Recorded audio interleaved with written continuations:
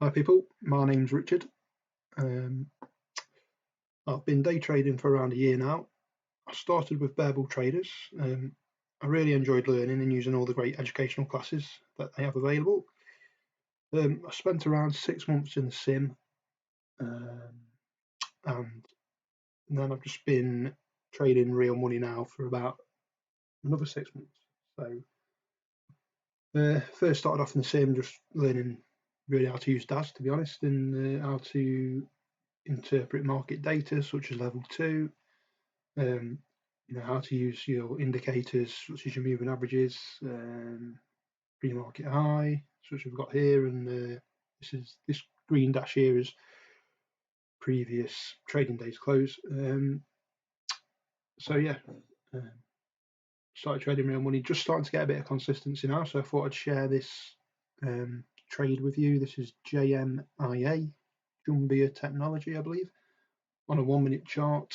And it was a break of pre-market high that I used, sort of strategy that I used.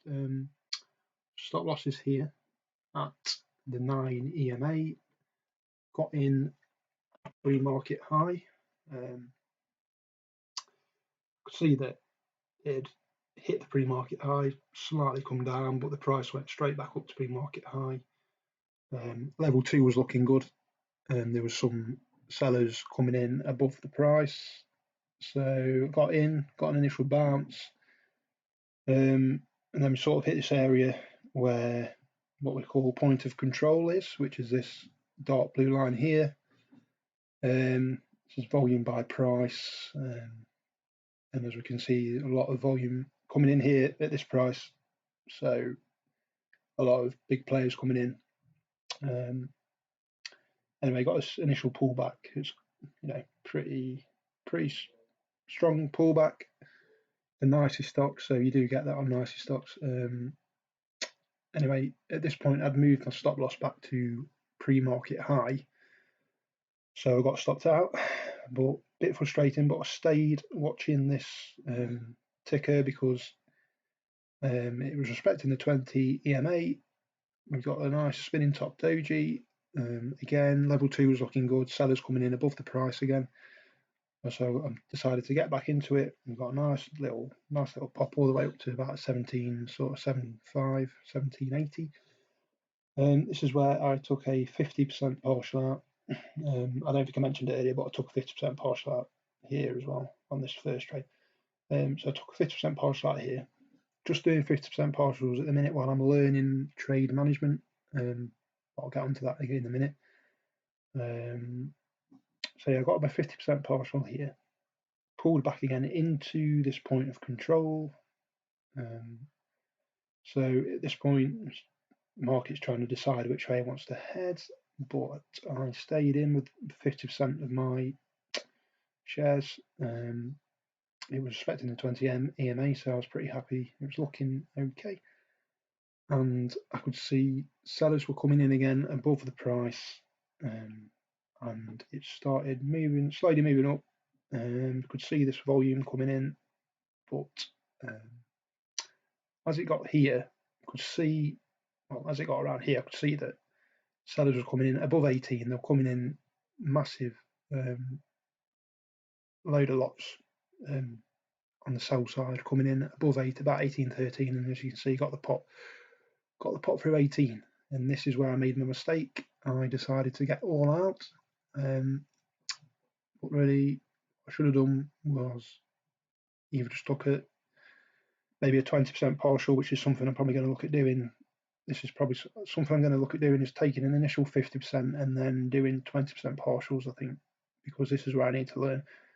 I got a bit overexcited. I was watching my profit, my P&L. I shouldn't be doing that. I shouldn't be watching that. I should just be watching what the market is doing, what this stock's doing. And as you can see, I should have stayed in and waited to see what it did at the moving average. As we can see, it respected the moving average again, and then it started trading above the moving average, started trading up still.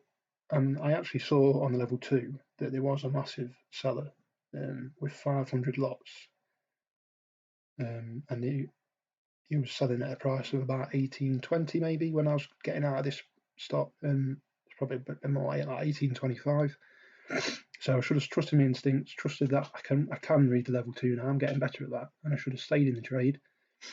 And it should have been, looking back now, I know it's easy in hindsight, but relatively easy to stay in this stock, in this trade, because it's not gone below the moving averages at all, and there should have been no reason to even think about getting out, really. As we can see, it went all the way up to 1988. So I've left a lot of money on the table, but I'm not going to beat myself up over it because I'm still learning. I'll be putting all this down in my journal, and this will be a big learning curve for me. And hopefully in the future I can learn to stay in the trade and just concentrate on what is the trade doing, not bothering about what my P&L is and all that. Just looking at what the candles are saying, looking at what level 2 is saying. Look at the volume. The volume came in here, loads of volume, so that's a good signal of strength. And obviously, as this volume comes in here and it reaches a wall, that is actually a good signal that there could be a little bit of a downturn coming in, because there's been a lot of volume traded there and it's not got any further. So that would have been your signal to get at. But yeah, all in all, I made a decent amount of money off the trade. I'm not gonna, like I said, I'm not gonna beat myself up. Put myself back in the green, because today I traded the market open, which I don't usually do, and it's just confirmed today to me why I don't do it, because I cannot do it. I got a bit beat up on ADT. I thought it was going to be strong at the open after it had gapped down a bit pre-market from the initial gap up. Anyway, that's another story, but this has put me back in the green, and overall happy with the day, and just got to obviously learn about trade management and staying in the trade. And that's it. Thank you.